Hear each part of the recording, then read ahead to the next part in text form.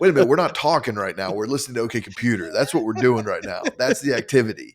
We're not chit-chatting. You bring up OK Computer, I don't think about this at all. When Yeah, it comes up, it's almost a surprise. It's like, hey, right. how'd that get in here? Get out of here. Next track. By the time you get to OK Computer, you learn that like to invest a little bit of yourself in an album. Like you can hear that there's something special and you're like, I need to spend time with this because my brain couldn't process it all at once. OK Computer. This thing was released on May 21st, 1997 in Japan, June 16th in the UK, and July 1st, 1997 in the US.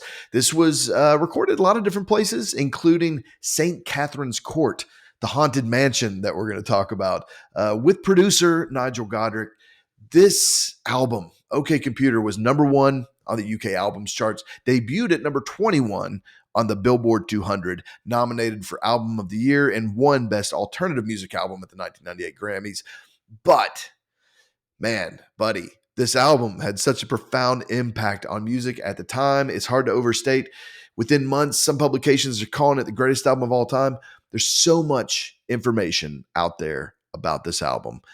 Josh Best, you and I could do research for years and have a 12-part episode on OK Computer where we talked about the making of it, the gear they used, the impact it had. And we're going to touch on some of those things in this episode, but this has so much personal meaning for both of us that I think that our best contribution to the discussion of OK Computer in the world is to talk about our experience with OK Computer, because we did experience this album in real time.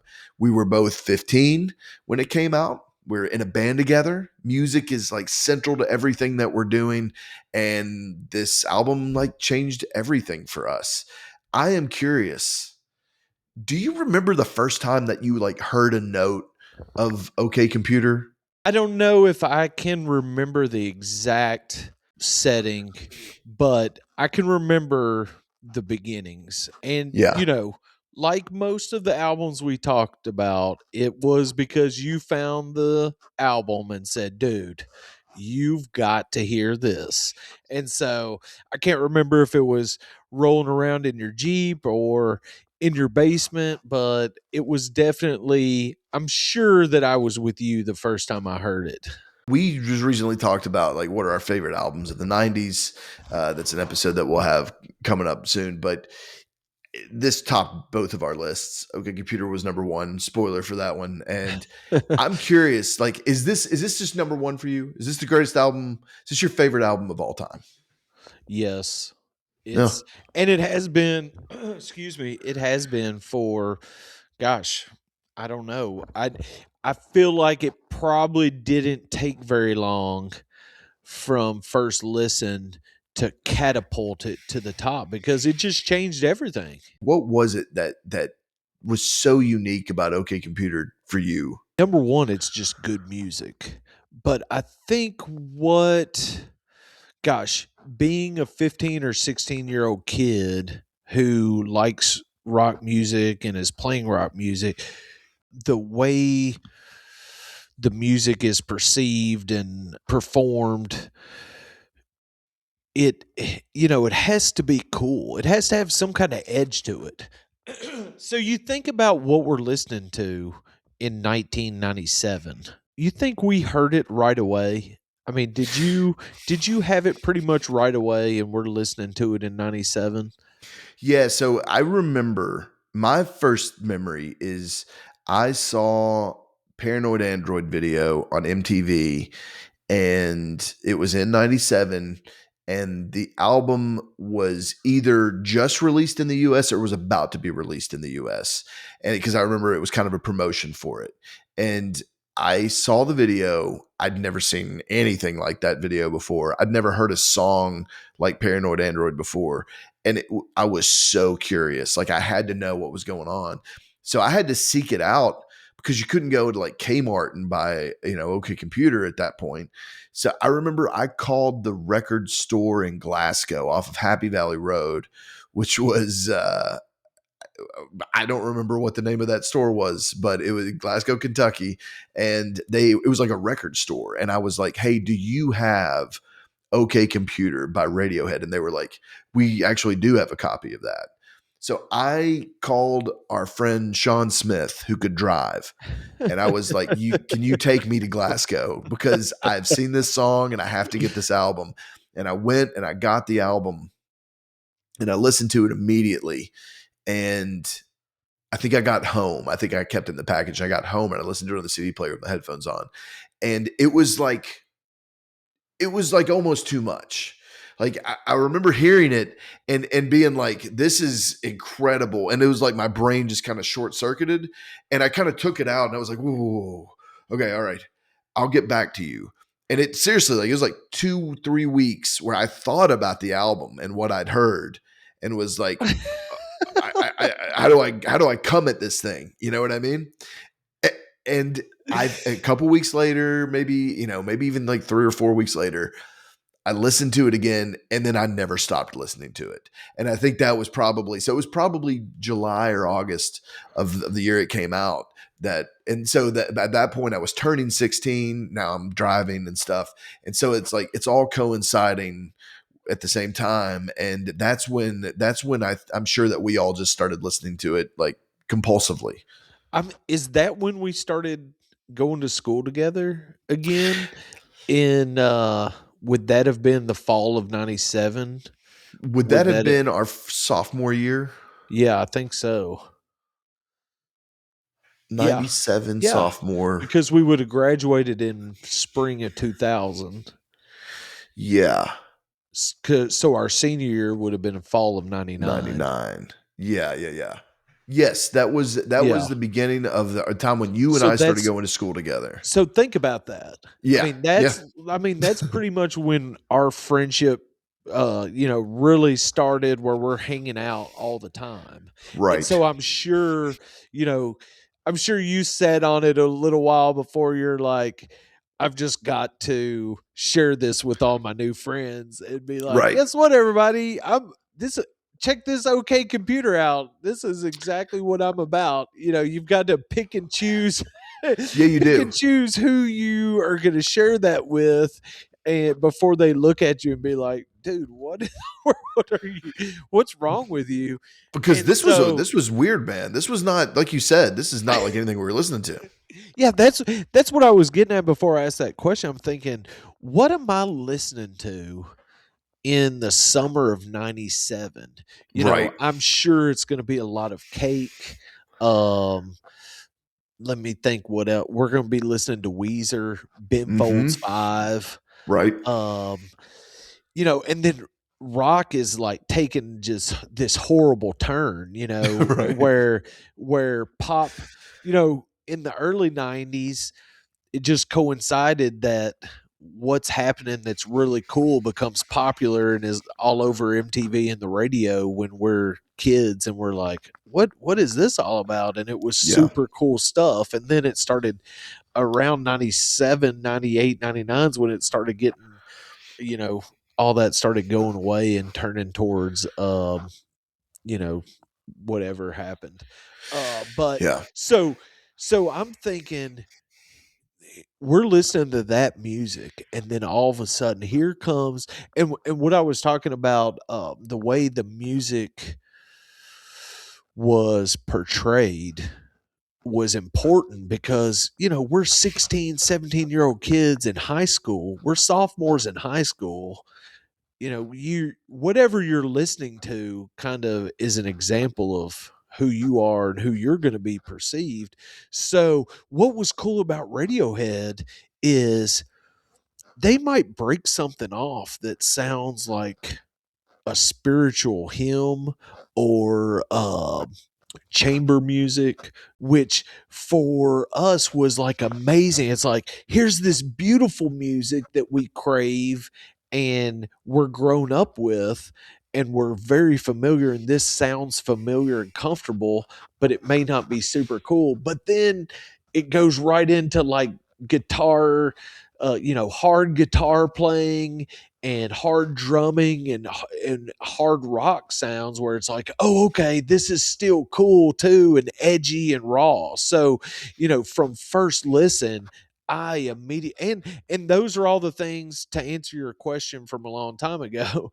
Those are all the things of why I'm still drawn to it and keep coming back, and how why it always stayed in my rotation is just this sophistication of mixing, music from its roots, from its classical roots, to using guitars and drums to present the music in a rock fashion, just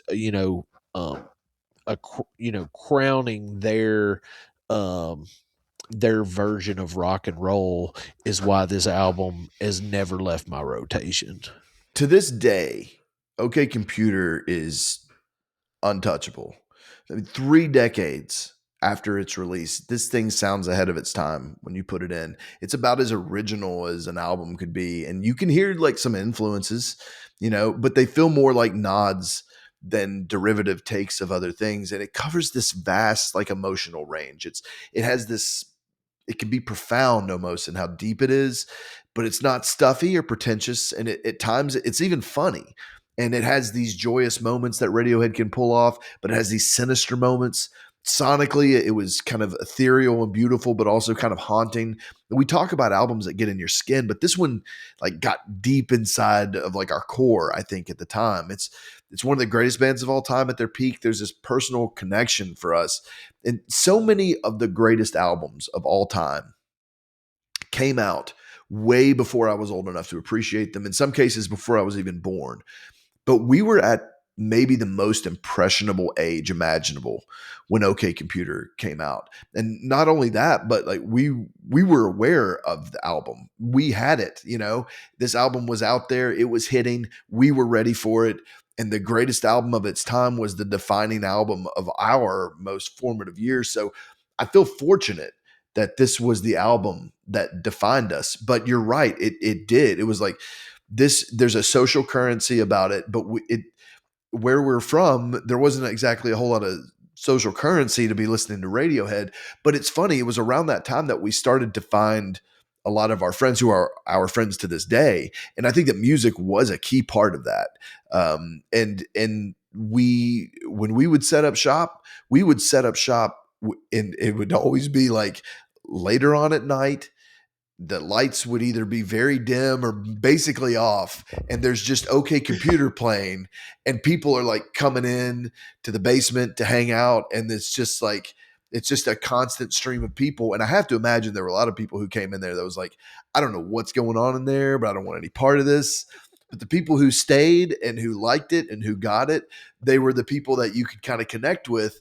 And God only knows what people thought when they would come into our, because this thing, we would just totally, it was like a movie. It was like, wait a minute, we're not talking right now, we're listening to OK Computer. That's what we're doing right now. That's the activity. We're not chit chatting, you know what I mean?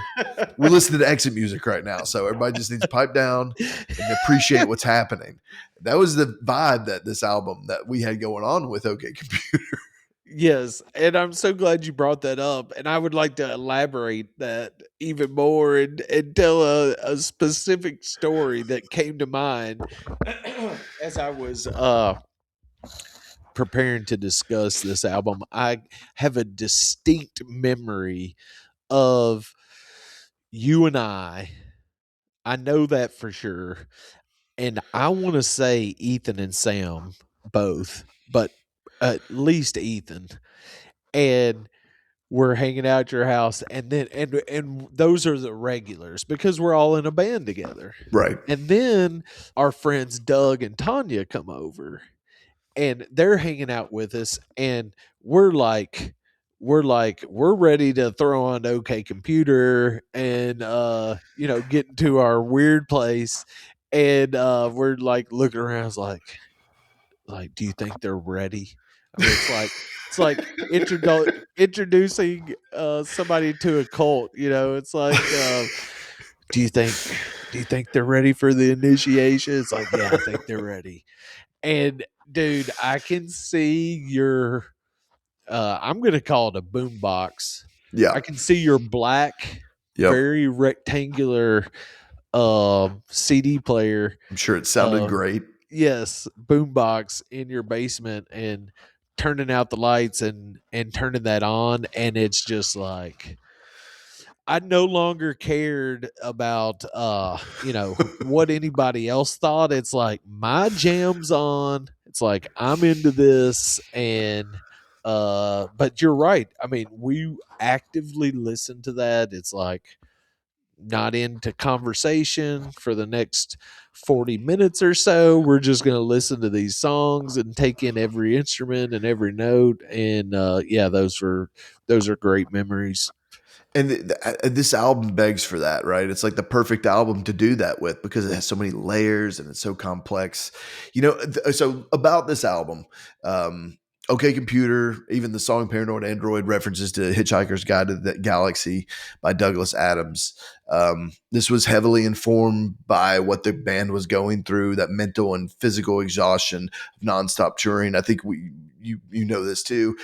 So supposedly between 1992 in the summer of 1998, the band had 1 month off, which was January of 1996.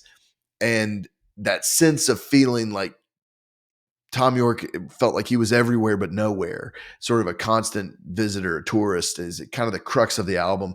The band had carte blanche to do whatever they wanted to do for this album. They'd had that massive single and Creep, and then the Benz does well enough to where they just like you guys do what you want.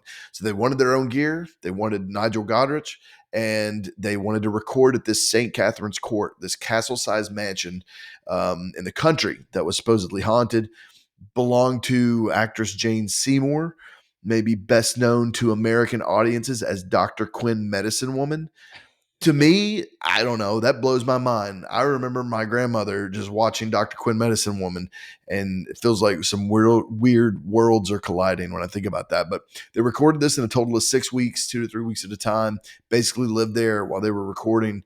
No real deadline. By the way, they're convinced that this place is haunted. Um, Even Jane Seymour's like, I don't know about that, but like these guys seem pretty convinced about that. They get in Nigel Godrich, this young, ambitious producer who they worked for before when he was an engineer on the Benz, which we talked about, in sync with them musically. But so many of these albums that we talk about, you can see them or they're discussed as like a reaction to something, right? It's like there's something going on, and this is a reaction to what's popular or maybe something in the band's history, a success or a failure that they've had. And some people frame this as a reaction to Britpop, which Tom disliked. That might be true, but when I hear this album, it feels more like a very pure form of creative expression by this ambitious band rather than a reaction to the Great Escape or What's the Story, Morning Glory. Maybe I'm wrong, but I doubt the band thought too much about those other groups when they recorded and wrote this material. And the labels for all that, there was EMI, Parlophone, and then Capitol in the United States, but labels all over the world distributing this thing. They were pretty pessimistic when they heard it.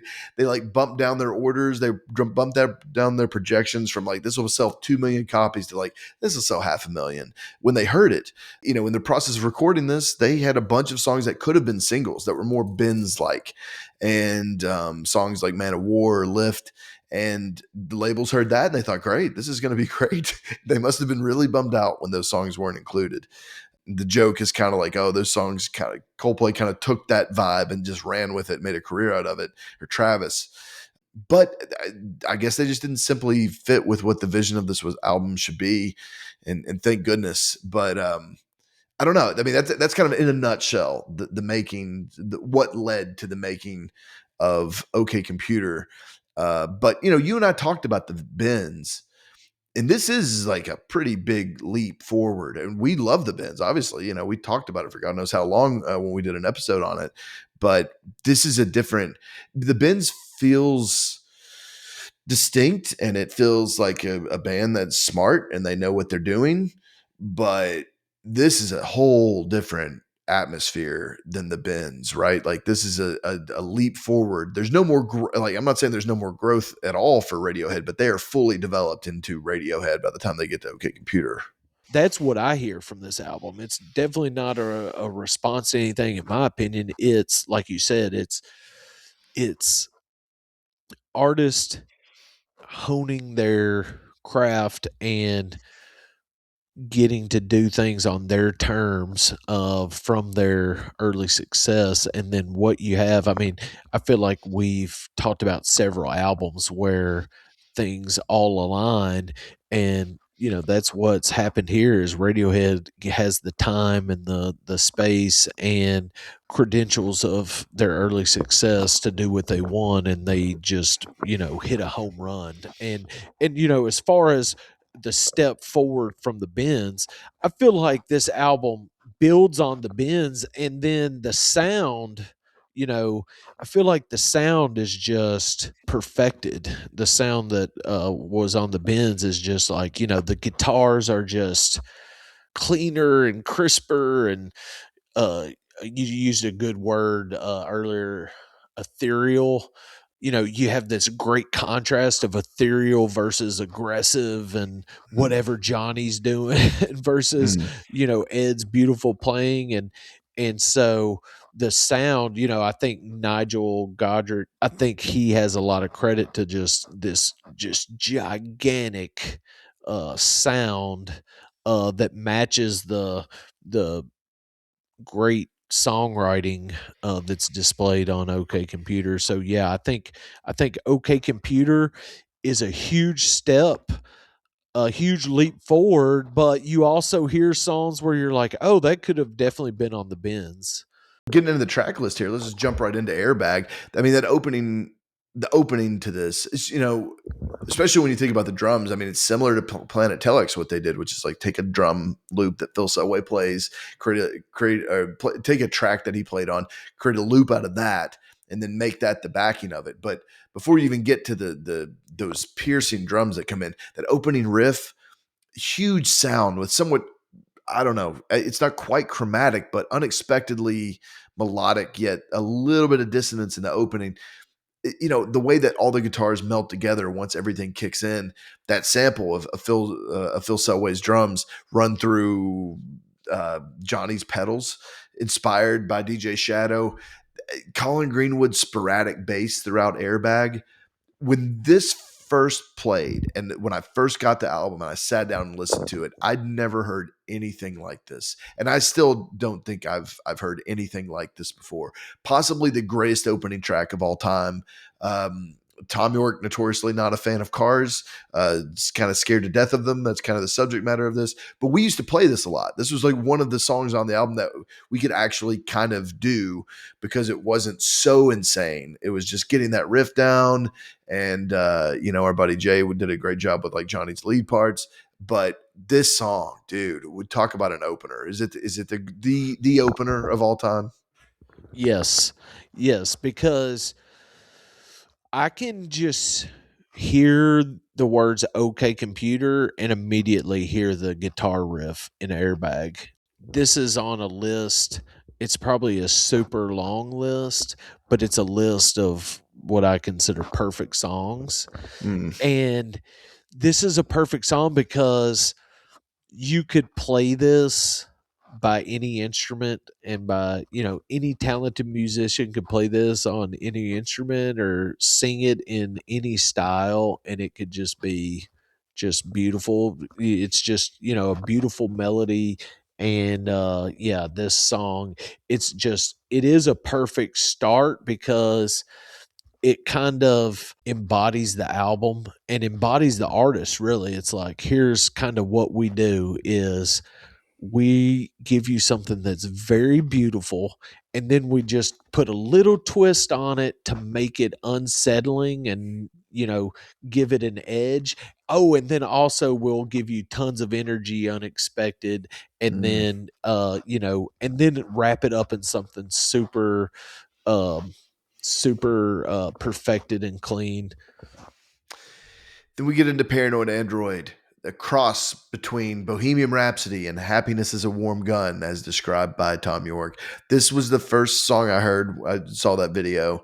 Again, I'd never heard anything like it. Four parts to this song, different time signatures. You go on a real journey in the 6 minutes that takes you from disoriented to like mournful to ready to punch someone in the face. Tom witnessed an altercation at a bar where someone like spilt a drink on a woman, and she flipped out and had this deranged look in her eyes. Anyway, it kind of stuck with him, and it was like the kind of the theme of a lot of the lyrics to this. Apparently, the song was originally actually much longer, and the band kind of tightened it to get it down to a place where it seemed to fit on the album. I guess aside from Creep, it's possible this is their most recognizable song. This is a perfect song. This is an epic, perfect song. And I don't know about their most recognizable, but this song has never, this is on my short list of greatest songs of all time, Mm. both favorite and just, just analytically. This is another reason the start to this album and how Paranoid Android, flows right into Paranoid Android from Airbag is another example of things that I really like about albums. When you listen to an album and you feel like the whole is greater than the sum of its parts. Hopefully I said that right. That's, great albums feel like that. It's like you can't take anything away and things flow. And so it's like Airbag stops and there's that little metronome, Yeah, something that's like doot doot doot, and then Paranoid Android comes in. It's like, yeah, it's almost like a song 1A 1B. It's like right. you can't just listen to Airbag and then be like, all right, that was the only song from that album I'm going to listen to. And then, and just the way they flow.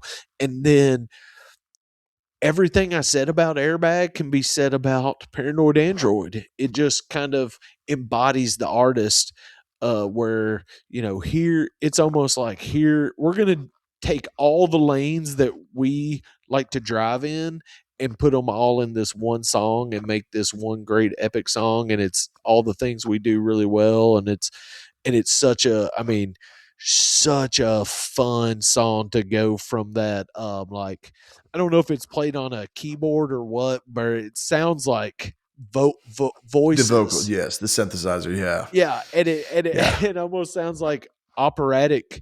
vocals, and then goes into like the hardest, grungiest guitars played aggressively fast. You said it well. You just want to punch somebody in the face. It just seems like, okay, we're gonna play our instruments as fast and as loud as possible. Ready, go. And so, yeah, that just makes for an epic song. Man, it's and then you're right about it flows because after Paranoid Android fades out, you're just waiting for Subterranean Homesick Alien to pop in. It's sort of the thematic core of the album. The aliens come save us, and we can finally make sense of the mess below us. Beautiful guitar on this, cool little Rhodes piano line. The chorus to the song isn't particularly chorusy. It's more of like a small buildup in tension before the release back into the verse. It's incredible. One of the most dreamlike tracks on OK Computer. This was actually written during the Ben's sessions. And I love the mixing on this song. Listen to this with headphones on. I feel like Nigel Goddard's production is really masterful on this song. Anytime that OK Computer feels like it's getting a little too menacing or a little too threatening, something beautiful and like uplifting kind of comes on, and I feel like that's where this song fits in the mix. Right, because you get done with Paranoid Android and it's like, I've just jumped so high that I've knocked the ceiling tiles out of my basement and my neck hurts from headbanging. And it's like, I got to catch my breath and, Yeah, and, uh, get my bearings. But yeah, gosh, what is this guitar setting? so much of the power of the beginning of Subterranean Homesick Alien is the interesting chord voicings and the interesting chord progression that just kind of takes you into this really weird place where then he uses this whammy pedal that can go extremely high. So it's basically like taking everything up an octave. And some of those really piercing notes that Johnny likes to do. He uses it some on the bends too. It's just like one of the pedals that he relies on a lot. So at first it's clean and it's all that, and then it gets into the whammy pedal, and it's It's fascinating guitar work. It's that clean setting that they use a lot on this album where it just makes the guitars sound oh gosh, what's the word I'm thinking of? Just from another world, and calming, I think. Um, and so that, you have this very aggressive song and then this very calming song, which I think this song is absolutely beautiful, and I think Radiohead does this type of song really well. Now that we've got into a happier place and we've caught our breath, we go into exit music for a film. Tom says that the ghost that haunted the home that they recorded in was standing right next to him while he was recording the vocals. That's what he has always claimed about this, and that this was the first Radiohead song that he was proud of, basically start to finish. Like everything in this, he thought, wow, that's just really from everything in this, I'm proud of. Written for Baz Luhrmann's Romeo and Juliet, the band was influenced by Ennio Morricone.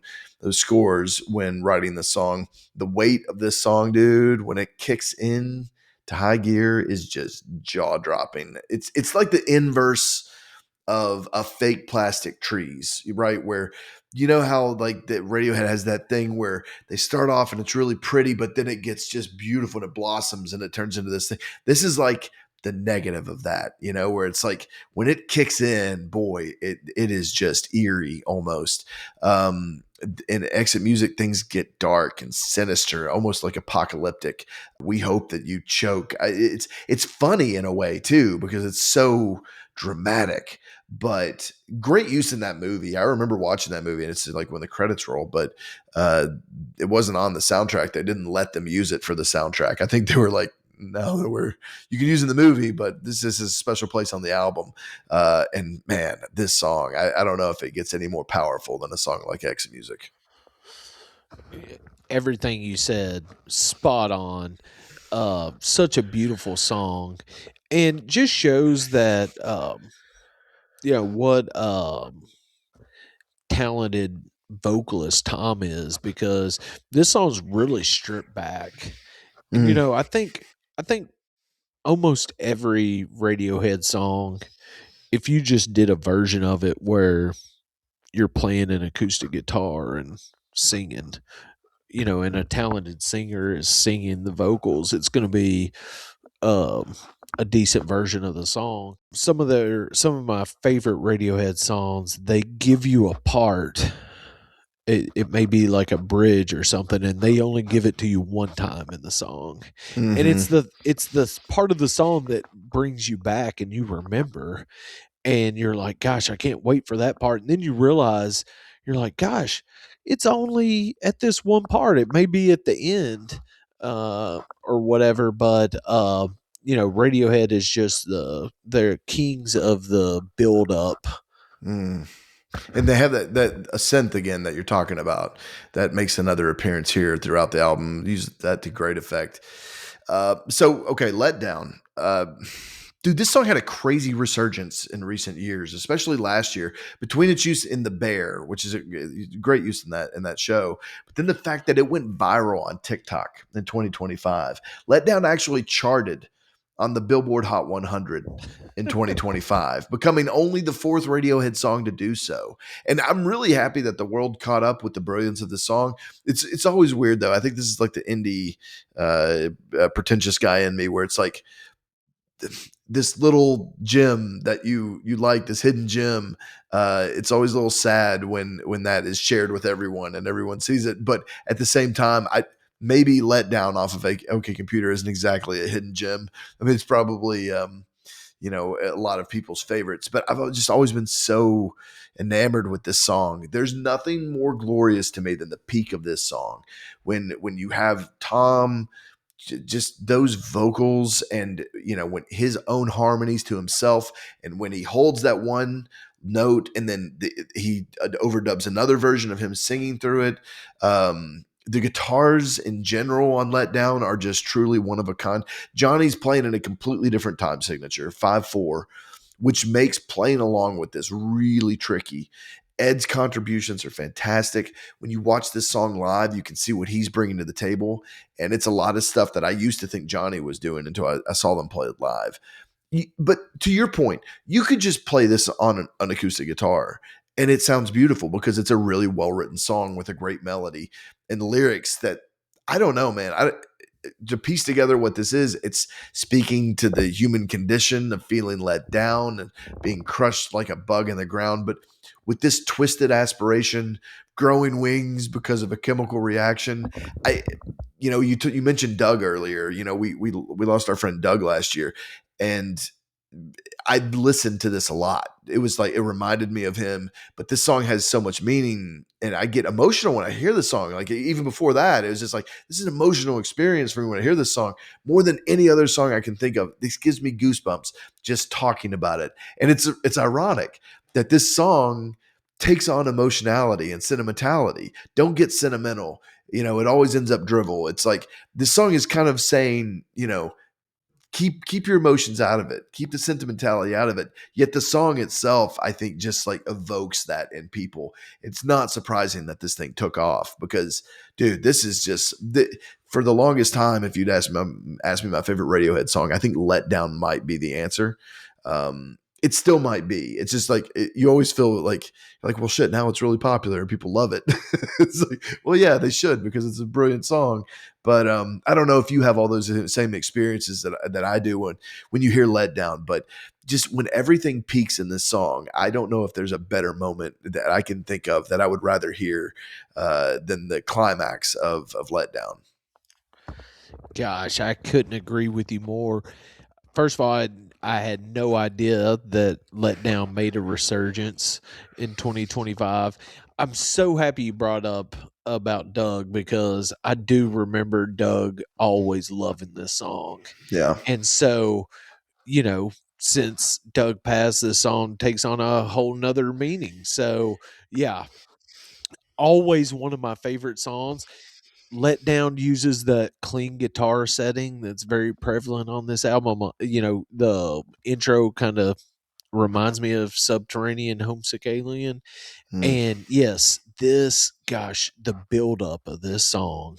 I mean, it's just I've heard songwriters talk in the past of you're just trying to tap into something that's bigger than yourself, and sometimes the song takes you to this place that you never meant to go and you don't even know how you get there, and you're just before you know it you're just somewhere else, and it's like that's what letdown does. You get to this point where you're just like all the layers start coming in and you're like, oh my gosh. And yeah, this is definitely a peak moment of the album, which when I was a kid and you're watching oh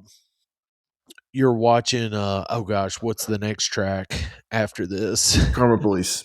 When you're watching Karma Police videos and it's on the radio, you're like, oh, I can't wait to get to Karma Police. So I can remember, being a young kid and sometimes thinking, oh, I've got to sit through Subterranean Homesick Alien and Exit Music for a Film and Let Down to get to Karma Police. But, it didn't take very long till Let Down was no longer something you had to sit through to get to something else. It became one of the moments of the album where you're like, I'm looking forward to this. I had no idea that Let Down was so high on your list of Radiohead songs of your favorites, but I'm not surprised because it's an amazing song.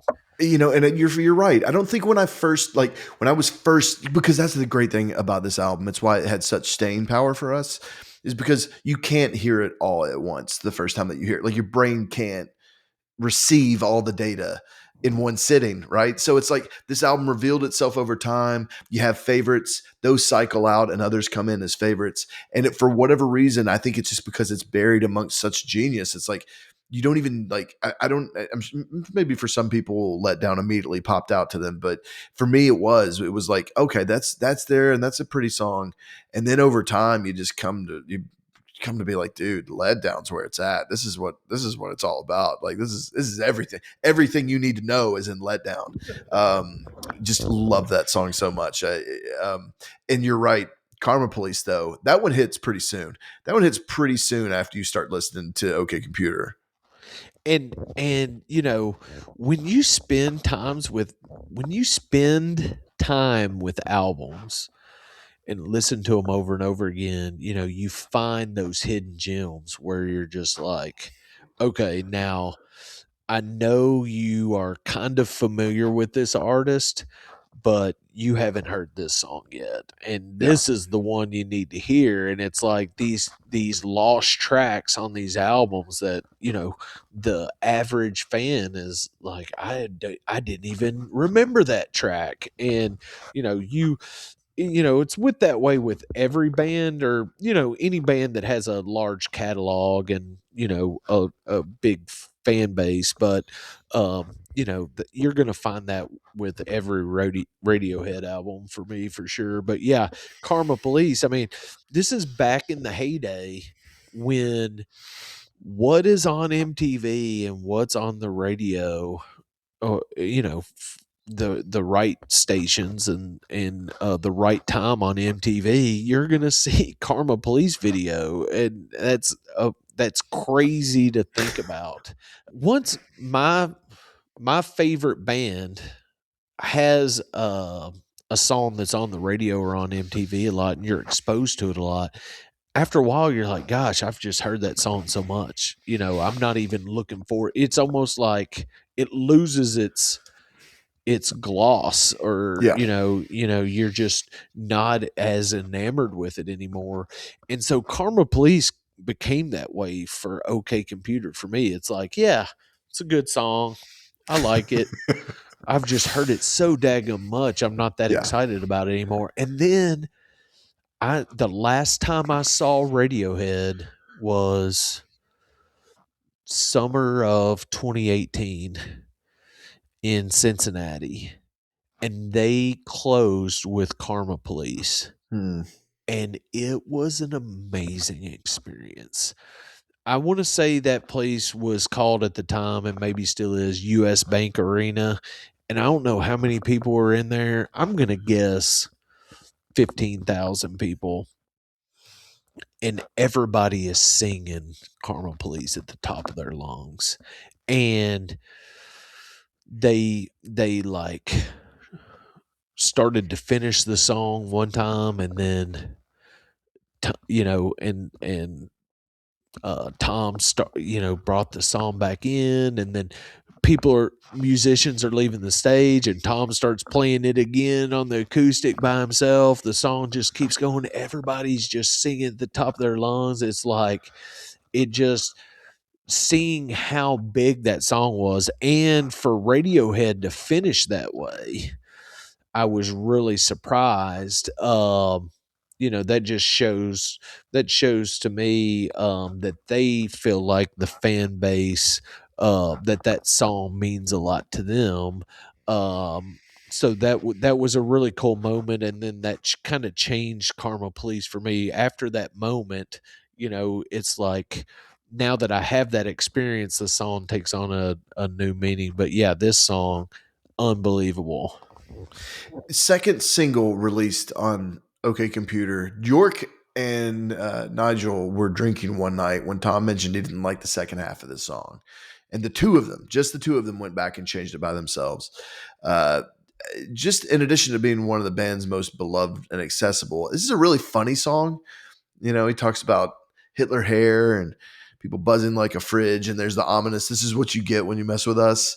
It's funny, like, in a way. I get a lot of laughs when I listen to this song. Actually, I think I first took it very seriously when I was a kid. I was like, "Yeah, this is what you get when you mess with us." I think he's kind of screwing around, and it's funny. We talked about the White Album. We talked about Sexy Sadie. And we mentioned Karma Police, just to bring this full circle, clearly some references here. And, with Radiohead, again, like I said, they don't wear their influences on their sleeve. You have to kind of know what they're referencing. And I feel like this feels intentional. The reference to Sexy Sadie. I think that there's maybe a couple other spots on the album where I feel like they're maybe referencing the Beatles, maybe specifically the White Album, but it's definitely the case. Then we get into Fitter Happier. The music concrete of the revolution number 9 of OK Computer. This is the third time now. This is the third video that Fitter Happier's come up because we talked about Ghost is Born, Wilco album that has one of these songs that's probably the most challenging of all of them. Revolution number 9 off of the White Album, another example of just this song stuck in the middle of a masterpiece album. Fitter Happier is a minute 57, so it's a lot shorter than the other ones. There's the computer voice that's saying ridiculous things that I think are kind of funny. For that reason, I can get through this one a lot easier than I can get through Revolution number 9, and certainly less than you think by Wilco. I remember when we were younger and listened to this, you would have a very visceral reaction to this song. I hope that you don't still have that same reaction, but I don't know. I don't know. Do you listen to Fitter Happier when it comes on? Is this like where are you at today with Fitter Happier? I can say that today I listened to this song in my kitchen without having any sort of reaction and listened to it the whole way through. Actually, I think my wife walked through and looked at me like, "What's going on?" And then I felt compelled to change it like I Yeah. was in trouble. But no, I mean, that is so funny. I've just like removed this track from the album.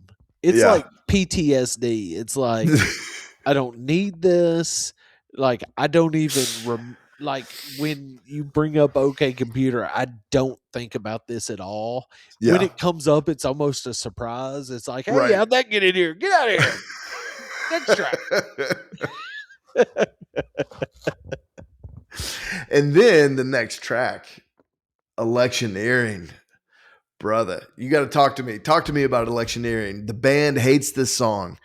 A lot of Radiohead fans, I think, might hate on it too. Dude, I fucking love this song. Okay. This song gets me fired up. I mean, it's one of the more overtly political songs, but it also has this double meaning. They're touring a lot, they're shaking a lot of hands. I'm sure it felt a little like campaigning. But dude, let's talk. Let's get into it. You're there with me too, right? Like this is a Yes. banger.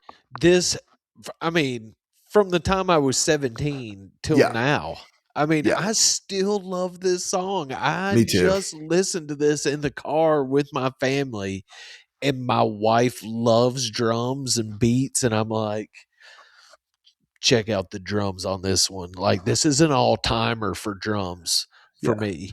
And I don't, it's so funny. What's the track on the bins that we tried to cover not too long ago that they don't like on the Oh, bins? Sulk. Sulk. Yeah. Here's another track that evidently the band doesn't like and never plays. And it's like, I love this one. I don't see what people don't like about it. I just think it's a really well done song with tons of energy and um I don't know. I love it. It's greatly placed on it's like the perfect song for this point of the album. They cut so many songs, and this made the cut. This was a keeper. So there had to be a point where there were some advocates for this song within the band. I don't know what went wrong. I don't know why they don't like it. I'm with you. This is a workout playlist song, like aren't a ton of Radiohead songs that you might throw on there. Actually, that's probably not true. You could probably cobble together a pretty good Radiohead workout playlist, but this would be on that list. The guitar riff, those, like you said, those hard hitting drums. It's not like the deepest song on the album, but it's just like, let's go. What it lacks in subtlety, it makes up for in just sheer balls. I love this song. It's great. I'm sorry for them that they don't like it. I feel like they're missing out. Like you almost want to sit them down and be like, you guys might like this. Like you should give it another shot. I'm glad we're both on the same page. It's reaffirming to know that I'm not alone in that. Climbing Up the Walls. This song, along with Exit Dude. Music, I mean, is this the best of like, does this represent the darkness of this album, the weight that this album can bring, just the Yeah. entire thing? And that, to me, this song sounds timeless. Mm, Like, if you just remove this from the album and put this on, and I want to say, like, with like maybe some people half your age, I feel like they would be like, huh, I think somebody's onto something here. What's this? Might even think that it's like current. yeah. Um, so I don't know. Maybe I'm way off, and somebody else would be like, "Dude, are you serious right now? Get out of here!" But I love the effect on the bass, and it just sounds driving. It This sounds like we can hear where they're going with Kid A. 100%. You're like, oh, okay. We see they're hearing this electronic stuff coming and being like, this is what things are moving to, and we need to make our stamp on that before somebody somebody else does it before we do. It's funny that you say that too, because, you will hear about like Johnny Greenwood, especially at this time, being like he almost felt passe being a guitarist in a rock band, and like that's where they're headed. I think you're right. I can totally hear that. Tom's vocals are incredible on this song. I mean, the mood of this song is inescapable. It's almost scary. Those great echoey guitars, heavy drums, that synthesizer bass with that filter that opens up and closes again. Oh man, it's so rich. It sounds so great. Incredible use of spacey effects. The strings in the song. I mean, that brings this whole thing to an apex. Climbing Up the Walls sneaks up on you. You know what I mean? You're like, okay, we're easing into this to the back half of this thing, and man, there's such weight to that song, which then opens up and we get to No Surprises. Uh, Beautiful track to start us on the home stretch of OK Computer. This was the first thing the band recorded for the album. Uh, they got their gear, they plugged it in, and No Surprises just effortlessly happened. They did a few more takes of it, but always returned to this version. It's a great placement on the album too. The last few songs, think about the last stretch we've been in. They're kind of sinister. You kind of need to go back to the feel good, ambience that you have created in other parts of this album. This is one of Ed's most iconic riffs. Johnny's glockenspiel, one of the more memorable parts of this song. I love the lyrics to this song. A heart that fills up like a landfill, a job that slowly kills you, bruises that won't heal. The third and final single from the album. It's the highest charting single of Radiohead's in the UK. I think that the video for this too, another good one where Tom has to hold his breath underwater in like a water helmet. An insane feat that he manages to pull off, but No Surprises, another beautiful song on this album.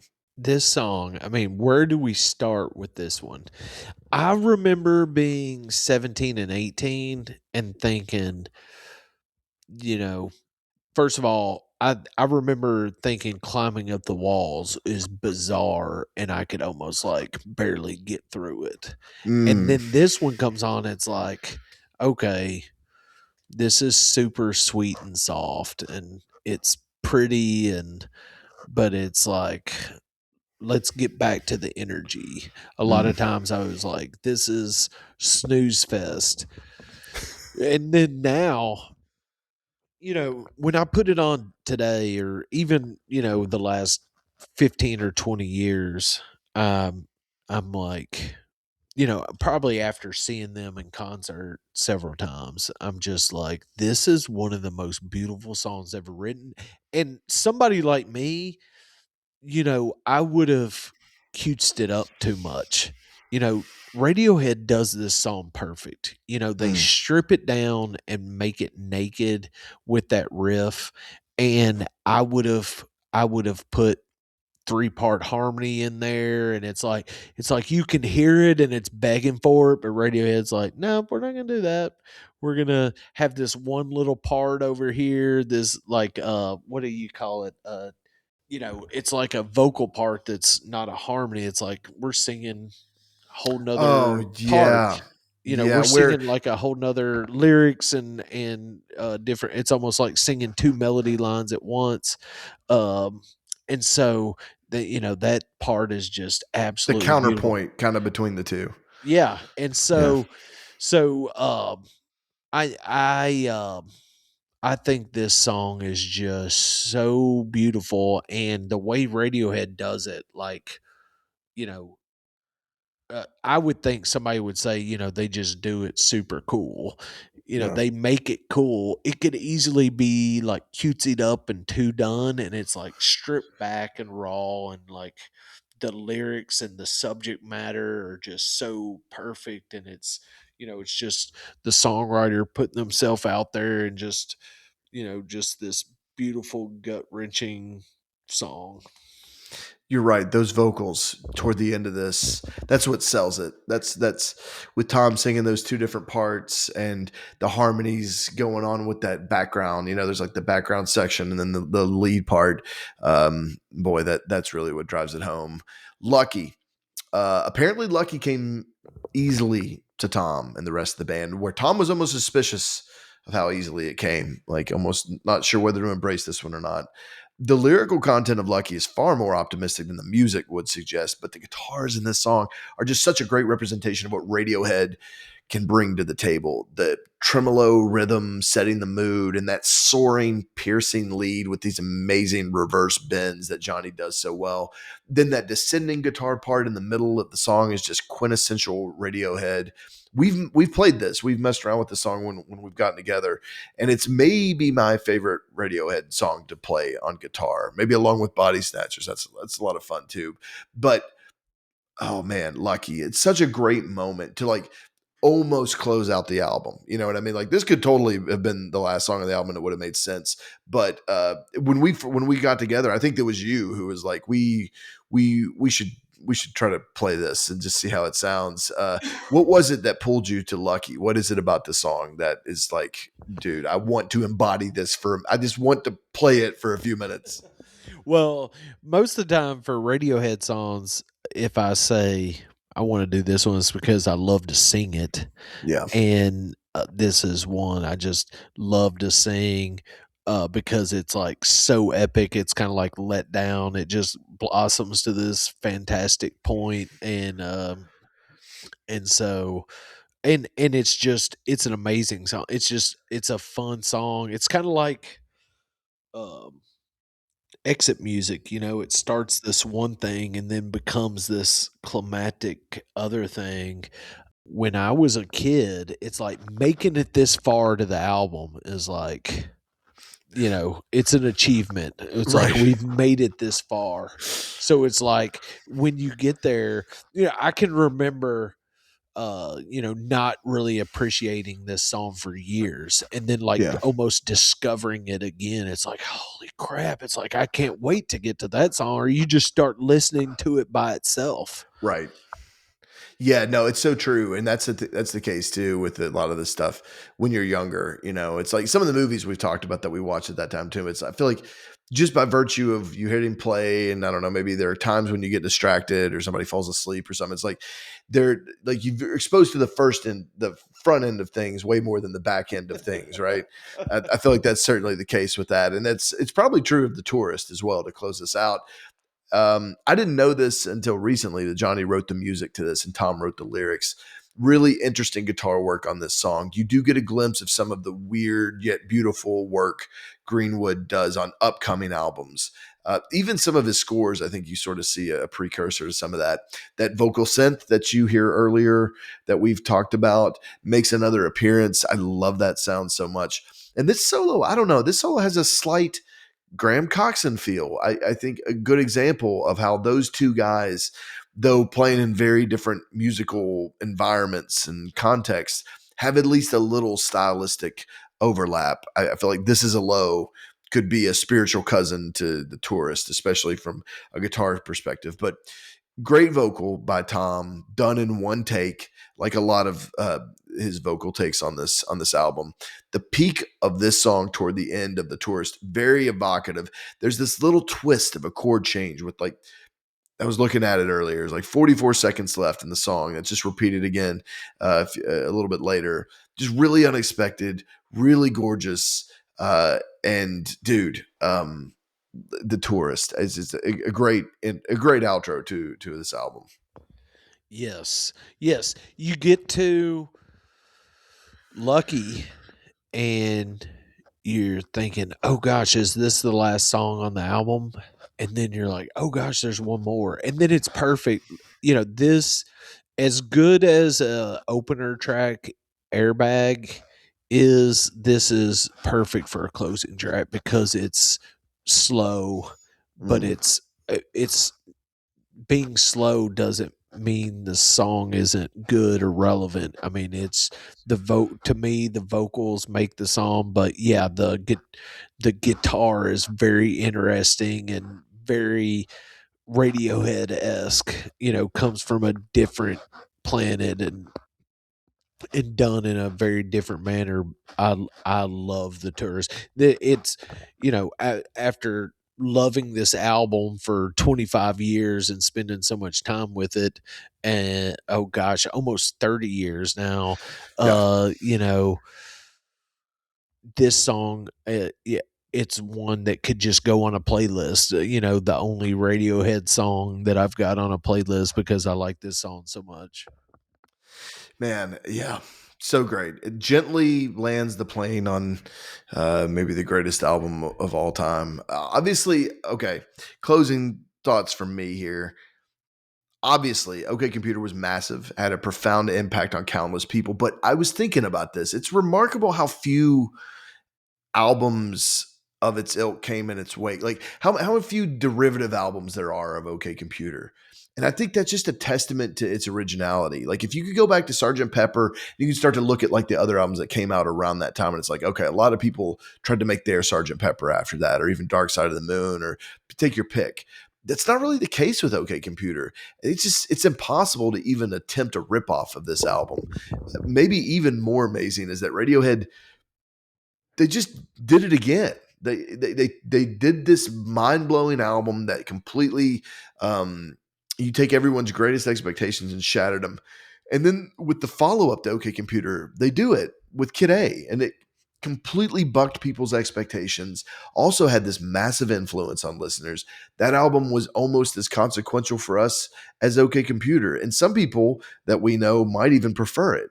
And even though when just thinking about what they went on to accomplish after that, maybe In Rainbows might not have sounded as otherworldly or as distinct from everything in the planet that ever came before it, but I don't bat an eye if someone tells me that In Rainbows is Radiohead's best album. It's their favorite album. I mean, it's that good.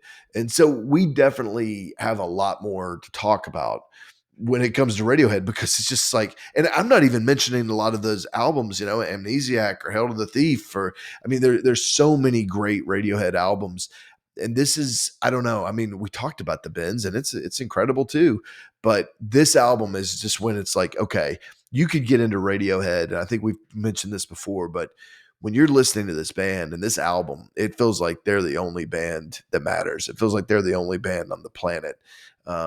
So I don't know. Those are the things I think about. It's just like, as impactful as this was, it's not like they're a bunch of like, oh, here's their OK Computer, because how would you even go about doing such a thing? Radiohead and OK Computer came around, like you said earlier, for at a perfect time for us. And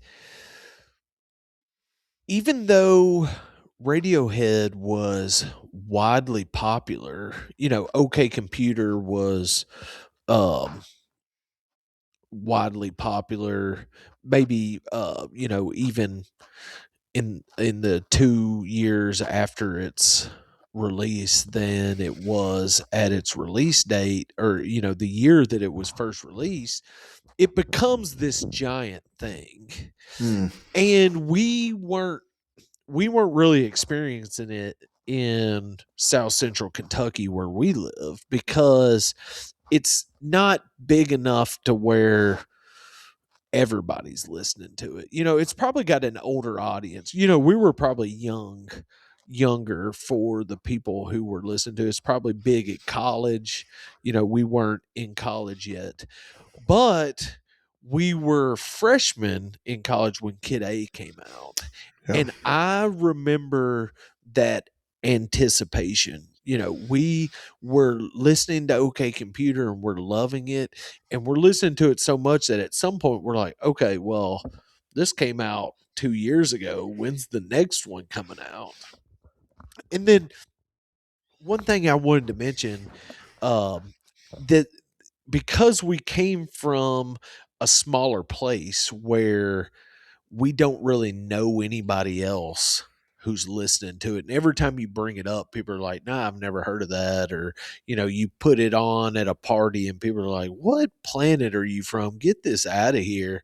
Um, and then you move off to college. And I remember living with Ethan and Doug and John at Lackawanna, Yeah. and we came home. I think maybe it was Doug who came from work first and heard our neighbor blasting OK Computer or Kid A.